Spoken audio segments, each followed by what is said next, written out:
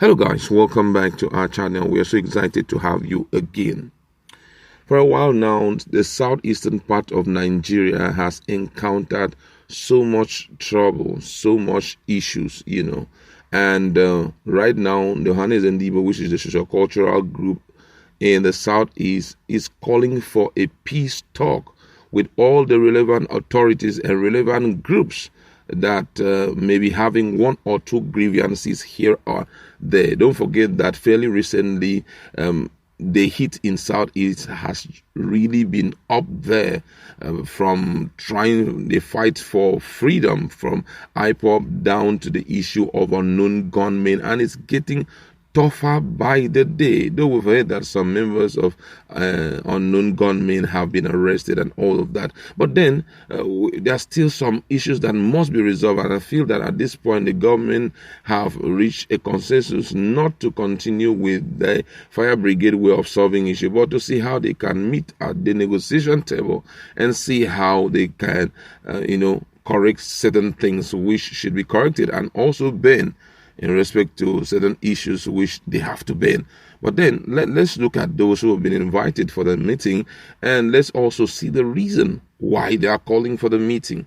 But before we do all of that, if you're not subscribed to our channel, kindly hit the red subscribe button and also the bell icon so that you can get notification anytime we publish our videos.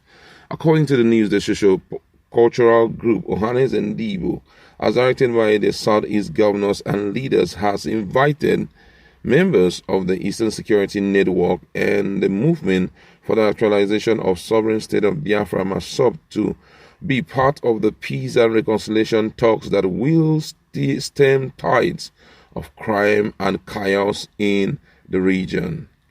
Has also invited Biafra National Guard (BNG), Biafran Zonist Movement (BZM), and other organization and association operating in the zone and Igbo land in general, adding they play huge roles in achieving total peace and harmony in Igbo land.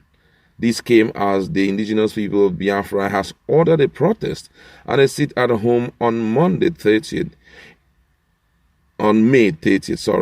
It also forbade church services on that day in Southeast, adding that the protests would hold in 100 countries where IPOB members and sympathizers reside. In a similar manner, the Southeast governors have been asked to seek advice from security experts in particular, following the growing level of insecurity in the land. The Hanes Reconciliation Committee, comprising over 50 renowned Igbos drawn from the National Assembly, serving ministers, prominent traditional rulers, clergy, technocrats, and businessmen, was inaugurated last week at the Hanes headquarters in Enugu. The extension of invitation to the groups was part of the resolution of the committee during its inaugural meeting. It was learned that IPOB was excluded because of the terrorists calling the Nigerian government inscribed on it. The committee, it was further learned, has already embarked on broad consultation with stakeholders and leaders across Southeast region, the nation at large, and the diaspora. The members have vowed to reach out to everyone, as there is no substitute for peace, insisting that the ultimate objective of the exercise is to ensure peace, development, security, and safety of Igbo wherever they are, particularly in their hometown. Hanes and Igbo has therefore urged Igbo every way to make every effort and contribution necessary to guarantee peace and security in Igbo land, urging that to send any information, suggestion, petitions, and documents that would facilitate the work of the committee to Hanes National Secretariat Enugu through the committee secretary Peter Aneke. Recall that IPOB, in a statement yesterday through its media and publicity secretary Mapafu, said the sit at home was to honor its fallen heroes and heroines, adding that it would be observed in markets, churches, parks, airports, and seaport within and outside the region and beyond. The IPOB publicity secretary said there would be no procession, protest, nor church services anywhere in the zone, urging its members to stay indoors throughout the day. The statement read in part: "We, the global family of the indigenous people of Biafra, wish to announce to the public and Biafran both home and abroad that the annual anniversary of our fallen heroes and heroines will be on Sunday, the 30th day of May 2021. As usual, there will be a total lockdown of the entire Biafran land on that day. There will be a sit-at-home across Biafran land, Lagos, Abuja, as well as northern towns with reasonable Biafran population. The sit-at-home order is also to be observed in all markets within and outside Biafran land where our people do their business. It shall also be observed by diaspora Biafrans in the over 100 countries where IPOB members is present. We equally request our fellow comrades in Yoruba, Middle Belt, and other Christian living in far north to solidarize with us in the event as we honor all those who have paid the supreme price in a struggle for total freedom.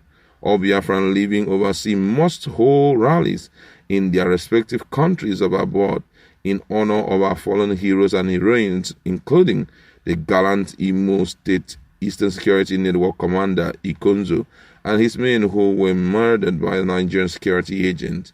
The rallies will also show the outside world of our resolve and preparedness to leave Nigeria.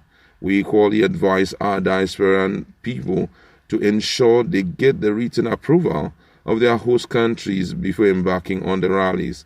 30th of May every year is very dear to Biafran because it was the date our hero Emeka Odumegwu Ojukwu declared our resistance to the genocidal attack by Nigerians and Fulanis, which culminated into the 30-month civil war from 1967 to 1970.